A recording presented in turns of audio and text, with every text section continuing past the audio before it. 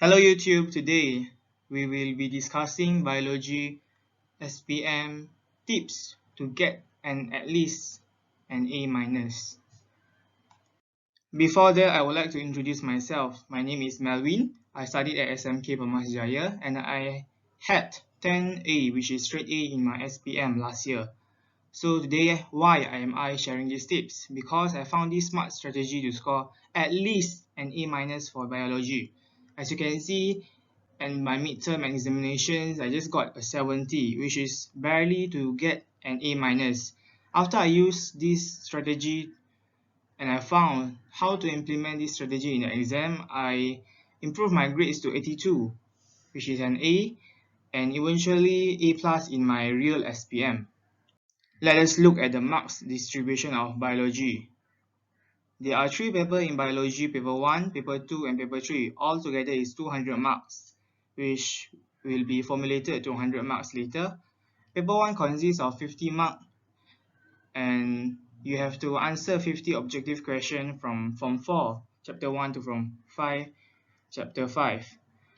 Paper 2 is 100 marks and divided to Section A and Section B, which consists of 60 marks and 40 marks. Section A is a subjective question and you have to answer all of the subjective question, where Section B, the exam will provide you 4 essay questions and you only have to pick 2.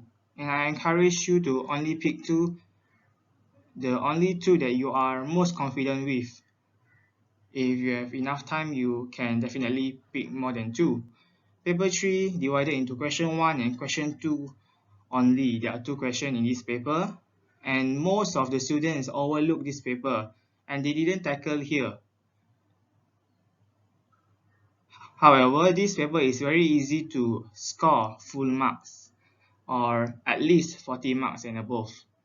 Question 1 has 33 marks, which is practical question. Question 2, 17 marks. You are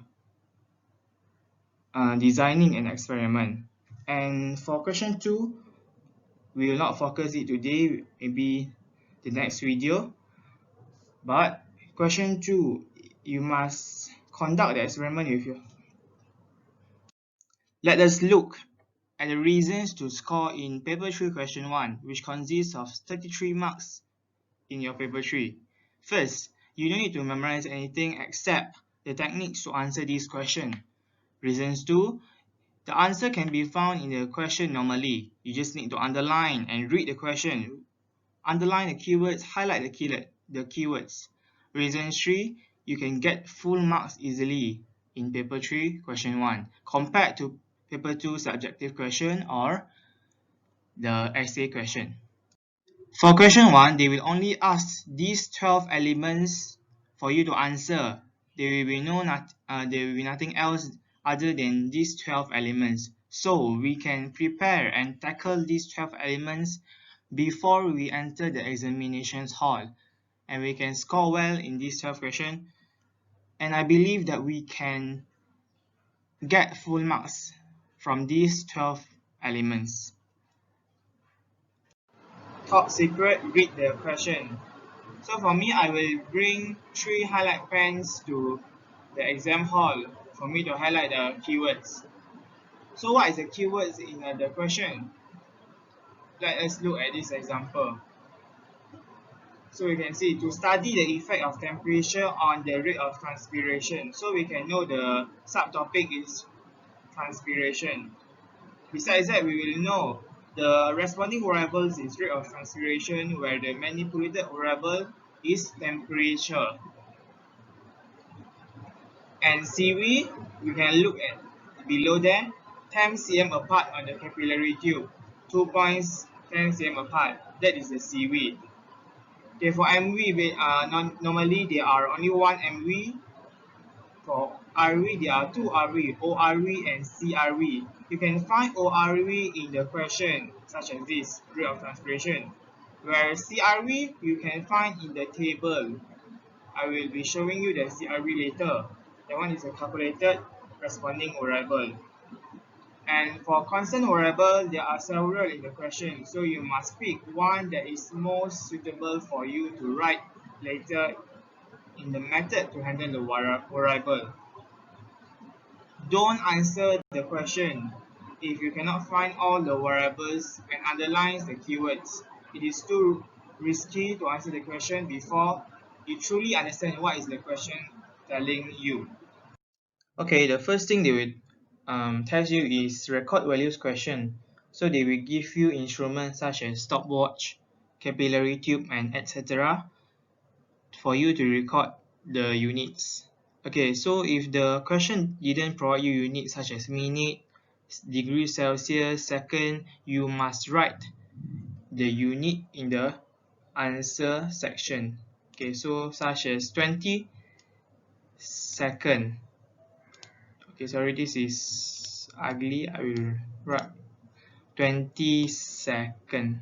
Okay, you must write 20 second. If they didn't give you the unit or 20 minute or 20 degrees Celsius, 20 meter, you must write. And I know this is been confused. This has been confused for many years because for chemistry and physics, you need to add decimal places. But for biology, the examiner doesn't care so much for the decimal place. Just record directly from the diagram. If it is 20, you need to put 20.0. If suddenly you got one answer is 20.5, then you must add 0.0 to other question too. So don't think too much. Just make sure all the answer is equal and it look nice. Okay, next, observation question. So use this formula, MV plus CRV plus reading. What is CRV? Calculated responding variable, where you can take it from the table. So when MV is what reading, the CRV is what reading. Back to the question, when the temperature MV, right, is 20 degrees Celsius, the time taken for gas bubble to move is 20 minutes. You can see now, CRV is time taken and the reading is 20 minutes. Remember to put unit.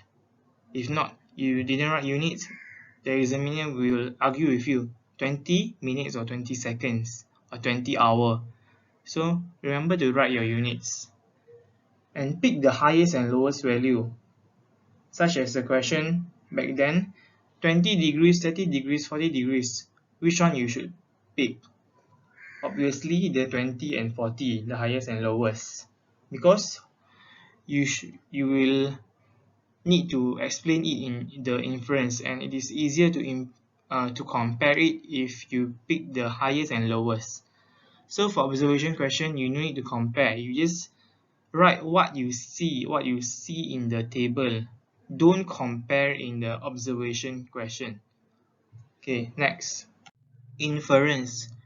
In inference question, you need to explain why. What is the reasons of your observation? You should add biology theory to explain why the phenomena happen. Now you cannot base on experiment only, but you must add biology theory. Okay, such as this question. So just now the observation is when the temperature is 20 degrees Celsius, the time taken for the gas bubble to move is 20 minutes. So we want to know, the examiner want to know what means 20 degrees Celsius, what is the meaning. So the meaning is low temperature. So what happened at low temperature? Water molecules evaporate from the surfaces of the leaves at a slower rate or slower, and causing what? Causing the rate of transpiration of the plant to decreases. So always use the comparing terms. Increases, decreases is the most safest terms, but you can use higher, lower too. Okay, so you should relate the MV, manipulated variable, which is the 20 degrees Celsius, and the ORV from the question, the rate of transpiration. Explain the MV, what happened to the MV, and then relate it with the ORV from the question. Okay, remember to relate it with the ORV.